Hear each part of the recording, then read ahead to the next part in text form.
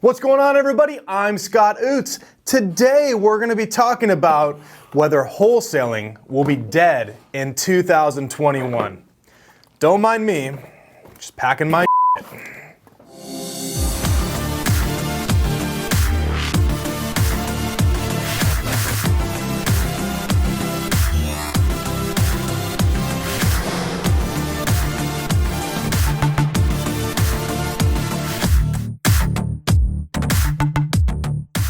All right, that is the question. Is wholesaling going to be dead in 2021?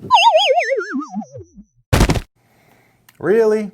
You really think it's gonna fully go away? Hiya, schmucks! You think everything is just gonna disappear? The world is changing? Today is an important day. So today is the 2020 presidential election. Everyone's sitting there worried, oh my gosh, if my candidate doesn't get in there, the world's gonna fall apart. The other side's saying the same thing. Let's be realistic. You know, we're talking about tax plans, we're talking about all these changes on things. I'm an entrepreneur. I don't want to pay more taxes, but let me tell you something. No matter who wins that election, my business will be here tomorrow. When we have a $100,000 closing, oh Christ, we are going to have a celebration. The celebration! Yeah, baby. Aaron, obviously got a $100,000 closing. That's not bad. Another 100. Changing 500! Is that 9? Is that 9 this year? Woohoo! I think that's 9. There it is, right here. Need one more. So let's just say everything stacks against us and we see a dip in the market. Let's say the market dips tomorrow, right? I leave the office tonight at 5, I come back in at 9 o'clock tomorrow morning, and the market's dipped overnight. Housing prices have dipped overnight. What is that? That's America's housing market. Does that mean wholesaling is not going to be around tomorrow? Is not going to be around in January? Heck no.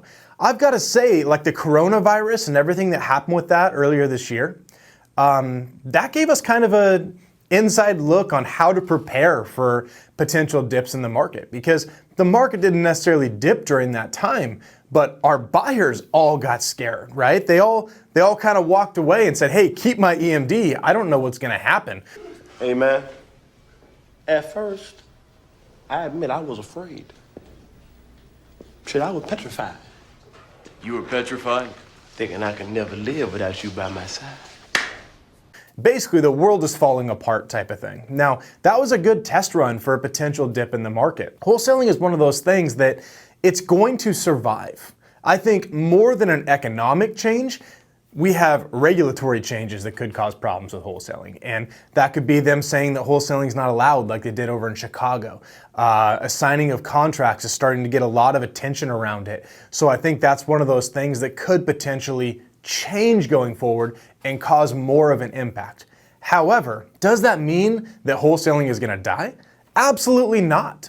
When you look at it and say that as regulations shift, as the economy shifts, we shift how we do business. So if the economy is taking a bit of a dip, we're going to look at more creative deals. Subject to, we're going to look at seller financing, lease options for an exit strategy.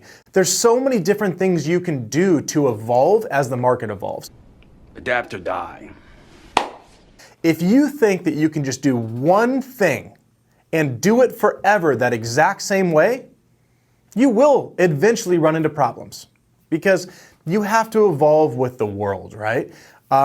Creative deals are a really good way to keep making money, especially in a down time. So let's just say the market tanks down tomorrow and you go ahead and start shifting into subject to deals.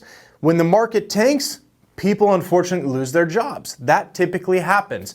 Those people are going to have trouble making their mortgage payments. So if you were able to go into those people and help them take over their house subject to their existing mortgage, and you can make money off renting that out for the next 30 years or however long the length of the loan is, that potentially will really help you get to that point where you're making money in a down economy. Now, let's just get it all out in the open. Do I think the economy is going to crash in 2020? Now, let me throw a disclaimer out there. This is my personal opinion. This is my personal opinion. This is not the opinion of anybody that's doing all this research out there, but I strongly believe we will not see that crash. I think housing prices are inflated a lot right now, and I think we may see a bit of a correction sometime on that. But do I think it's going to be tomorrow? Absolutely not. Awesome. Yes. Wholesaling will continue to survive, but just like any business, you have to be able to evolve with your customers, and our customers are sellers. How do we evolve to get in front of those sellers? How do we make the way that we do business work for them in the new day and age? You look at things like iBuyers. iBuyers have come out there like Open Door, OfferPad, there's one called Sunday.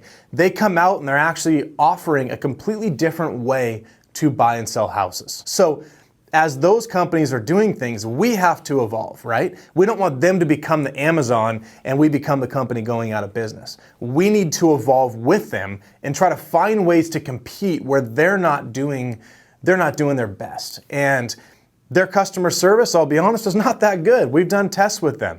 They have a buy box and everything has to fit within this box. Well, we're buying all around this, right? So we can actually buy things that they can't. Now, they will eventually keep increasing their buy box.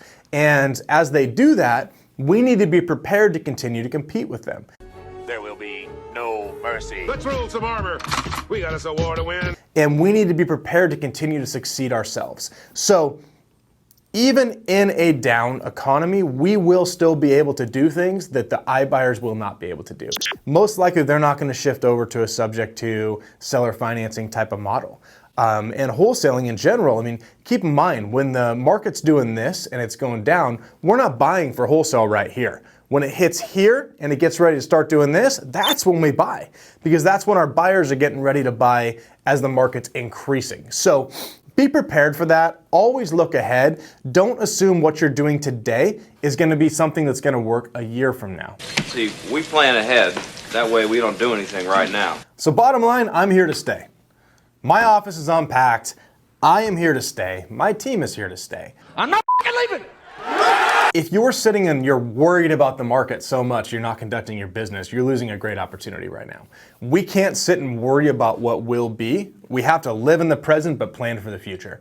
And that is so important. My team is working on leads that are coming in today. I'm focusing on 6 months, 8 months from now to make sure that I continue to have the marketing in place to keep our lead flow going.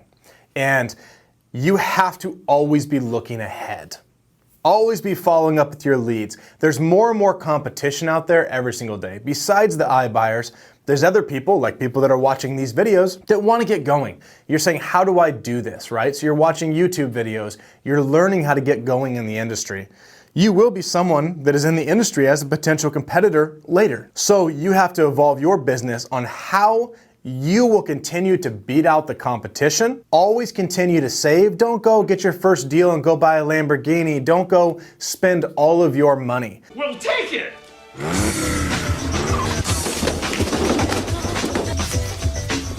There you go.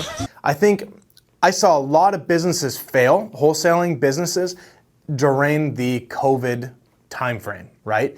They just did not have savings. They did not have the ability to survive during this time. And some huge names out there, people that have done YouTube videos, things like that, they don't have wholesaling businesses anymore. And it's absolutely crazy that they're still doing YouTube videos, even though they don't have their business. Doesn't anyone notice this? I feel like I'm taking crazy pills. You can do your research and find out who those people are.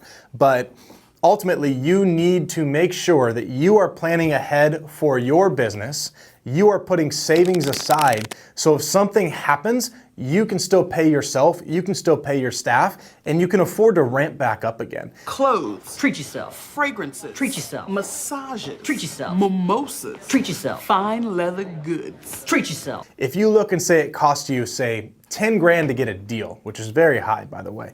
If it costs you $10,000 to get a deal, and you want to get more deals as you ramp back up again, you need to make sure you have enough money set aside to start that marketing consistently to get your deal flow coming back in again. Now, during the COVID time, we didn't stop mailing. We decreased the mail we sent just a little bit. That way, when all the lockdowns were lifted, we could put all that money right back into mail and give us that boost. I'm all in. And it worked. We're having one of the best quarters we've ever had in history. And this is the year of COVID. This is a year we're all gonna look back and say, oh my gosh, what happened? But we're gonna come out of this really strong. And it'll be the same thing, just like when you hit a down economy. You need to be prepared to sustain the business for a while and then be able to have enough money within the business to ramp it up. And if that means you don't go buy a new car, that means you hold off on some of these big purchases, you cut back your spending. It's called budgeting. Very simple. You should have a personal budget and a business budget. But the two of those do go hand in hand because you are the business owner. So I'm gonna cut back on my personal expenses so I take less of a paycheck from the business at a time where we're not doing as well. Guys, you're free to do what you like. It's a lot of money, but I'm staying in. I hope this helped you guys out. I hope this helps get you guys to that point where you're not worried about a down economy, but you are prepared for a down economy. I'm here to stay. I hope you guys are as well. We'll talk to you guys later.